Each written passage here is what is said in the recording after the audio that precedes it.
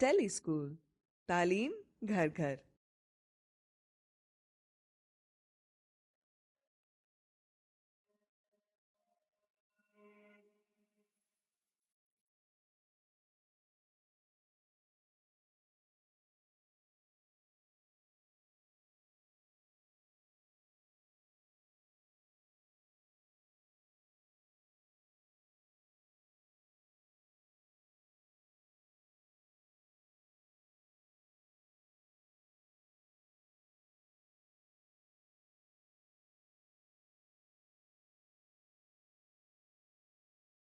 इस सबक में आप 7वें ग्रुप में मौजूद हेलोजेंस के कुछ दिलचस्प तामुलात यानी रिएक्शंस के बारे में जानेंगे। तो हम क्लोरीन से आगाज करते हैं। इसमें कोई शक नहीं कि आपने नमक के तेजाब यानी हाइड्रोक्लोरिक एसिड और सोडियम हाइड्रोक्साइड के तामुल के बारे में सुना होगा, लेकिन क्या आपने डायटोमिक क्लोरीन गैस को ठंडे सोडियम हाइड्रोक्साइड में फुलाया है? इस सूरत में तामुल वैसा नहीं होता। सोडियम क्लोराइड, नमक और पानी के अलावा इससे हमें सोडियम हाइपोक्लोराइड भी मिलेगा, जो सोडियम 1+ कैटायन और हाइपोक्लोराइड 1- एनाइन का बना होगा। ये तामुल सनती पैमाने पर मकबूल है क्योंकि 3 मुरक्कबात का हासिल होने वाला आमेज़ा ब्लीच के तौर पर बेहतरीन काम करता है, और एक मरतबा अगर इसकी तहकीक यानी डाइल्यूशन 3 से 8% आबी महलूल या एक्वस सोल्यूशन के साथ कर दी जाए तो ये बिल्कुल वही है जिसे बेचा जाता है, यानी घरेलू इस्तेमाल का ब्लीच, जो कपड़ों के दाग मिटाने और जरासीम के खात्मे के काम आता है। यहाँ एक ऐसी दिलचस्प चीज है जो आपने पहले कभी नहीं सोची होगी। मुख्तलिफ हैलोजेंस एक दूसरे से तामुल कर सकते हैं। क्लोरीन और आयोडीन आपस में तामुल करके आयोडीन मोनोक्लोराइड बना सकती हैं। यहाँ एक अहम बात यह है कि आयोडीन मोनोक्लोराइड एक भूरे रंग का माए और बुखारात बनाता है, जो बहुत हद तक डायटोमिक ब्रोमीन की तरह नजर आता है। सिर्फ यही नहीं बल्कि उनके मोलर मैसेस भी तकरीबन एक जितने ही हैं। तो हम कैसे बता सकते हैं कि हमारी टेस्ट ट्यूब में आयोडीन मोनोक्लोराइड है या ब्रोमीन? हम जस्त यानी टिन की एक पतरी डाल सकते हैं। आयोडीन मोनोक्लोराइड की मौजूदगी में ज्यादा मुतामिल क्लोरीन माए टिन टेट्राक्लोराइड बनाएगी, जबकि मुंतकिल हुए आयोडीन एटम्स जोड़ियां बनाकर जामनी रंग के डायटोमिक आयोडीन बुखारात बना लेंगे। इसके बरक्स ब्रोमीन का मुवाजना करें तो टेस्ट ट्यूब बेरंग हो जाएगी, क्योंकि तमाम ब्रोमीन टिन के साथ तामुल करके बेरंग माए टिन ब्रोमाइड बना लेगी। अब फ्लोरीन के तामुलात देखते हैं। क्या आपने कभी हाइड्रोफ्लोरिक एसिड के बारे में सुना है? आपने शायद इसको कभी अपनी तजर्बा गाह में भी ना देखा हो, क्योंकि ये बहुत ही खतरनाक होता है। ये बाकी तेजाबों की तरह शीशे की बोतल में महफूज नहीं किया जा सकता।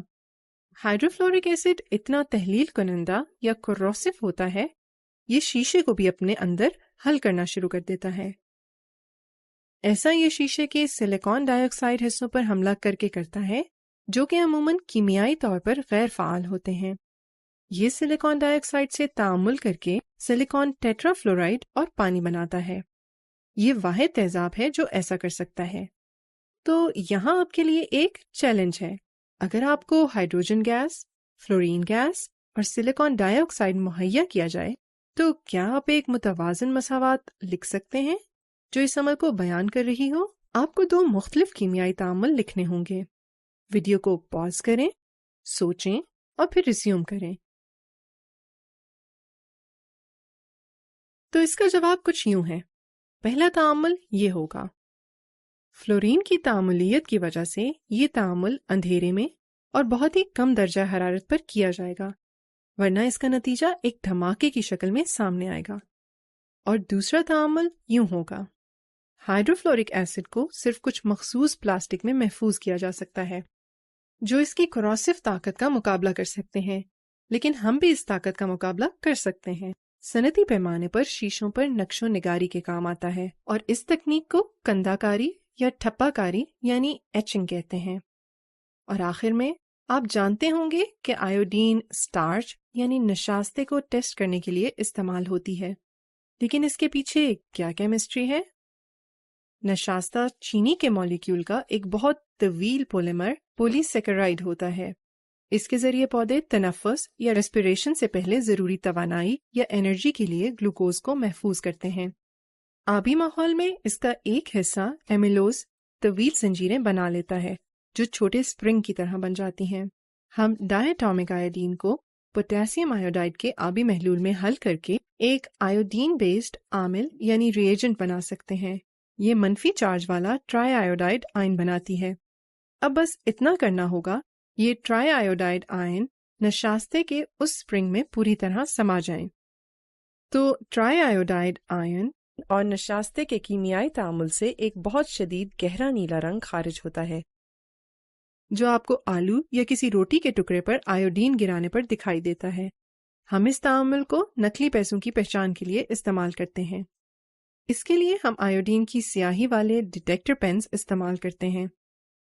اصلی پیسے میں استعمال ہونے والا کاغذ عموماً نشاستے سے پاک ہوتا ہے، لیکن زیادہ تر عام کاغذوں میں نشاستہ موجود ہوتا ہے جو اس مخصوص سیاہی کی وجہ سے نیلا ہو جاتا ہے۔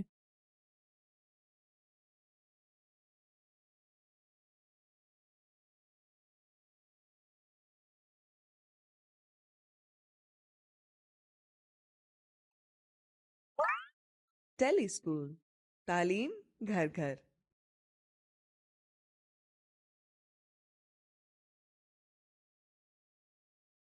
دوری جدول یعنی پیریوڈک ٹیبل میں موجود ہر عنصر یا ایلیمنٹ کو اس کے اٹامک نمبر اور اٹامک ویٹ سے ظاہر کیا جاتا ہے۔ یہاں پر موجود عناصر کے اٹامک نمبر کو چھوٹے عدد سے ظاہر کیا جائے گا جو کہ اس ایٹم کے مرکزے یعنی نیوکلس میں موجود پروٹونز کی تعداد ہوگی۔ اس کے ساتھ ساتھ یہ ہمیں اس عنصر کے نیوٹرل ایٹم میں موجود الیکٹرانز کی تعداد کا بھی بتائے گا، کیونکہ ایک ایٹم پر کوئی چارج نہیں ہوتا، اس لیے الیکٹرانز اور پروٹونز کی تعداد برابر ہوگی۔ اٹامک میس کو بڑے اعشاری اعداد میں لکھا جائے گا جو کسی دیے گئے عنصر کے ایٹم کے مرکزے میں ہمیں پروٹونز اور نیوٹرونز کی تعداد کے متعلق بتاتے ہیں۔ تو اس سبق میں ہم پہلے 20 عناصر کی الیکٹران کنفیگریشن اور دوری جدول کے گروپ اور پیریڈ سے ان کے تعلق کے بارے میں جانیں گے۔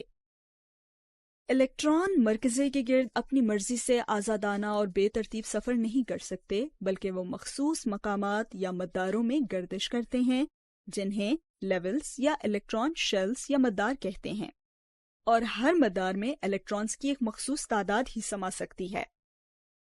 جیسے پہلے الیکٹران شیل میں 2، دوسرے میں 8، تیسرے میں فی الوقت 8 الیکٹران سما سکتے ہیں، حالانکہ تیسرے میں 10 الیکٹرانز کی گنجائش ہوتی ہے جن سے ٹرانزیشن ایلیمنٹس بنتے ہیں۔ تو ہائیڈروجن ایٹم میں ایک الیکٹران پہلے مدار میں موجود ہوتا ہے، ہیلیم کے دونوں الیکٹرانز پہلے مدار میں ہی ہوتے ہیں، لیتھیم کے 3 میں سے 2 الیکٹرانز پہلے جبکہ تیسرا الیکٹران دوسرے مدار میں موجود ہوتا ہے، بیریلیم کے پہلے مدار میں 2 جبکہ باقی 2 الیکٹرانز دوسرے مدار میں موجود ہوتے ہیں۔ ان کنفیگریشنز کو تحریری انداز میں یوں لکھا جا سکتا ہے۔ یہ قدریں مخصوص مداروں میں موجود الیکٹرانز کی تعداد کو واضح کر رہی ہیں۔ اب ایک مشق کے لیے آپ دیے گئے عناصر کی الیکٹران کنفیگریشن ڈائیگرامز بنائیں۔ ایک پینسل اور کاغذ لیں، ویڈیو کو پاز کریں اور جب آپ تیار ہوں تو ریزیوم کر دیں۔ چلیں اب آپ نے جو بنایا ہے اس کا موازنہ کرتے ہیں۔ غور کریں کہ دوسرے پیریڈ میں موجود تمام عناصر میں 2 مدار پائے جاتے ہیں۔ آپ نے یہ بھی دیکھا ہوگا کہ ویلنس الیکٹرانز کی تعداد بیرونی مدار میں موجود الیکٹرانز اور گروپ نمبر سے مطابقت رکھتی ہے۔ مثال کے طور پر ہم نائٹروجن کو لیتے ہیں۔ نائٹروجن گروپ 5 میں موجود ہے اور اس کے 5 ویلنس الیکٹرانز ہیں۔ آکسیجن گروپ 6 میں ہے اور اس کے ویلنس الیکٹرانز بھی 6 ہی ہیں۔ تو دوری جدول میں دائیں سے بائیں جاتے ہوئے بیرونی مدار کے الیکٹرانز کی تعداد میں 1 الیکٹران کا اضافہ ہوتا ہے۔ کیا آپ اگلی مشق کے لیے تیار ہیں؟ اب ہم تیسرے پیریڈ میں موجود تمام عناصر کی الیکٹران کنفیگریشن بناتے ہیں۔ دوبارہ سے ایک پینسل اور کاغذ لیں، ویڈیو کو پاز کریں اور جب آپ تیار ہوں تو ریزیوم کر دیں۔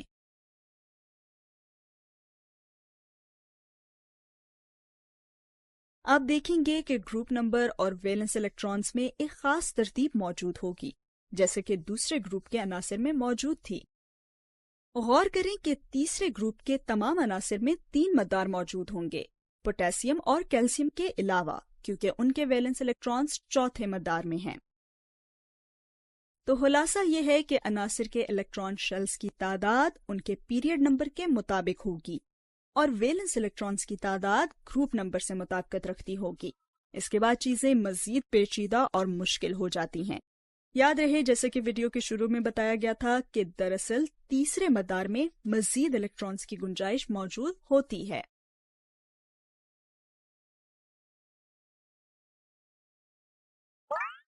ٹیلی اسکول، تعلیم گھر گھر۔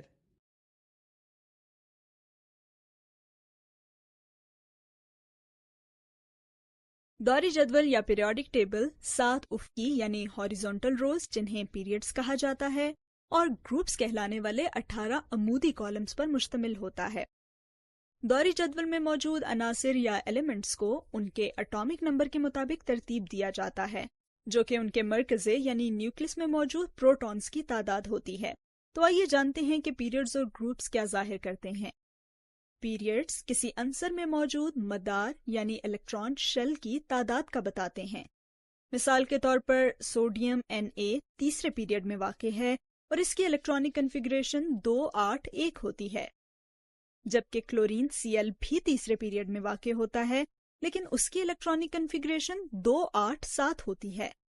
دونوں ہی صورتوں میں تیسرا مدار بھرے جانے کے قابل رہ گیا ہے۔ کیا آپ یہ دیکھ سکتے ہیں کہ گروپس اور ایلیمنٹس کا تعلق ان کے بیرونی مدار میں موجود الیکٹرانز کی تعداد پر منحصر ہے؟ غور کیجئے کہ اگر کسی گروپ کے 2 نمبرز ہوں تو ہم دوسرے نمبر کا انتخاب کرتے ہیں۔ جب تک آپ سوچ رہے ہیں ویڈیو کو پاز کر دیں۔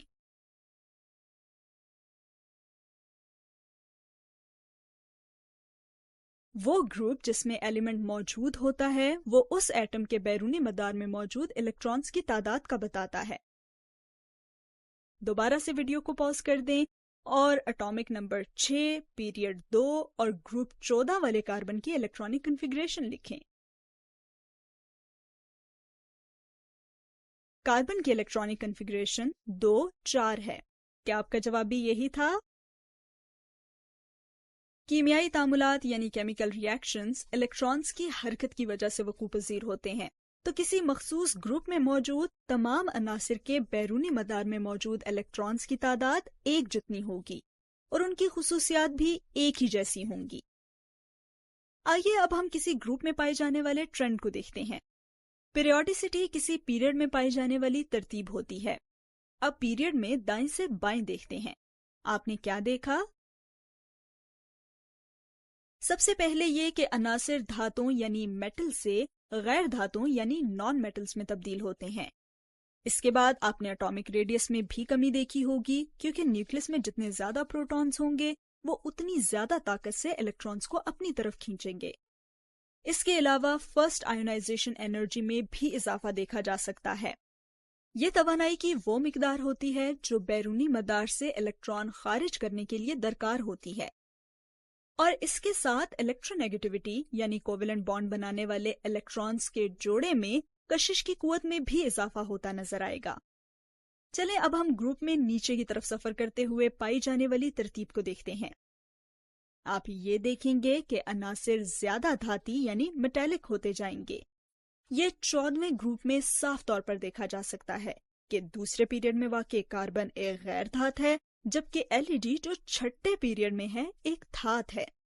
ویسے کیا آپ کو یاد ہے کہ دھاتیں ایسے عناصر ہوتے ہیں جو تعامل یعنی ریاکٹ کرنے پر الیکٹرانز خارج کر سکتے ہوں، جبکہ غیر دھاتیں ایسے عناصر ہیں جو الیکٹرانز حاصل کر سکتے ہیں۔ اس کے علاوہ نیچے کی طرف سفر کرتے ہوئے اٹامک ریڈیس میں اضافہ بھی دیکھنے کو ملتا ہے۔ اس کا مطلب یہ ہے کہ ہر اگلے عنصر کے ساتھ ایک مدار کا اضافہ ہوتا جائے گا۔ البتہ فرسٹ آئونائزیشن انرجی میں کمی آئے گی، جسے پہلے بیان کیا جا چکا ہے کہ یہ بیرونی مدار سے الیکٹران کے اخراج کے لیے درکار توانائی کی مقدار ہوتی ہے۔ دوری جدول میں عموماً 3 گروپس کا مطالعہ زیادہ کیا جاتا ہے۔ پہلا گروپ الکلائی میٹلز، گروپ 17 ہیلوجنس اور گروپ 18 نوبل گیسز۔ جیسے جیسے ہم پہلے گروپ میں نیچے کی طرف جائیں، دھاتیں مزید تعاملی یا ری ایکٹیو ہوتی جاتی ہیں، کیونکہ دھاتیں الیکٹرانز کو خارج کر کے تعامل کرتی ہیں اور مدار کے نیوکلس سے زیادہ فاصلے کی وجہ سے یہ کام مزید آسان ہو جاتا ہے۔ جیسے جیسے ہم گروپ 17 میں نیچے جائیں تو غیر دھاتیں کم متعامل ہوتی جاتی ہیں، کیونکہ غیر دھاتیں الیکٹرانز حاصل کر کے تعامل کرتی ہیں، اور جتنے مدار کم ہوں گے الیکٹرانز کے لیے کشش اتنی ہی زیادہ ہو جائے گی۔ اور گروپ 18 میں بیرونی مدار مکمل طور پر الیکٹران سے بھرا ہوتا ہے، اس لیے یہ غیر تعاملی یعنی ان ری ایکٹیو ہوتی ہیں۔ ان کی کثافت یعنی ڈینسٹی اور نقطۂ کھولاؤ یعنی بوائلنگ پوائنٹ میں اضافہ ہوتا ہے جب گروپ میں نیچے کی طرف سفر کیا جائے۔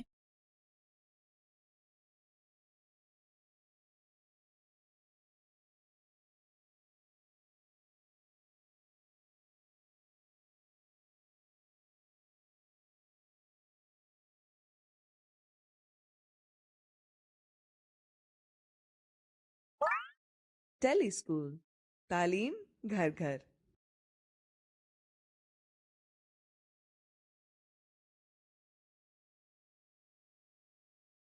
اس سبق میں آپ شیلڈنگ کے متعلق جانیں گے اور یہ کہ کچھ خاص خصوصیات مثلاً پانی کے ساتھ الکلائی میٹلز کی ری ایکٹیویٹی پر کیسے اثر انداز ہوتی ہے۔ جیسے جیسے ہم دوری جدول یعنی پیریوڈک ٹیبل کے پہلے گروپ میں نیچے کی طرف آئیں تو ایٹامک ریڈیس ایک مدار یا شیل کے اضافے کے ساتھ بڑھتا جائے گا۔ لیتھیم میں 2 الیکٹرانک شیلز موجود ہوتے ہیں، سوڈیم میں 3 اور پوٹاسیم میں 4۔ ہم جانتے ہیں کہ الکلائی میٹلز بیرونی شیل میں موجود ایک اکیلا تنہا الیکٹران خارج کر کے مثبت آئن بنانے کی صلاحیت رکھتے ہیں۔ جب الکلائی میٹلز پانی کے ساتھ تعامل کرتے ہیں تو یہی عمل واقع ہوتا ہے۔ آئن بننے میں آسانی الیکٹران کے اخراج میں آسانی کے راست متناسب یعنی ڈائریکٹلی پروپورشنل ہوتی ہے۔ جیسے جیسے گروپ میں نیچے کی طرف آتے جائیں، بیرونی شیل میں موجود الیکٹران مرکزی یعنی نیوکلس سے اور بھی زیادہ دور ہوتا جائے گا۔ اس کی وجہ سے کشش کی قوت میں کمی واقع ہوتی ہے۔ مرکزی اور بیرونی شیل میں موجود الیکٹرانز کے درمیان برق سکونی کشش یعنی الیکٹروسٹیٹک اٹریکشن میں اضافی الیکٹرانک شیلز کی تعداد کی وجہ سے کمی شیلڈنگ ایفیکٹ کہلاتی ہے۔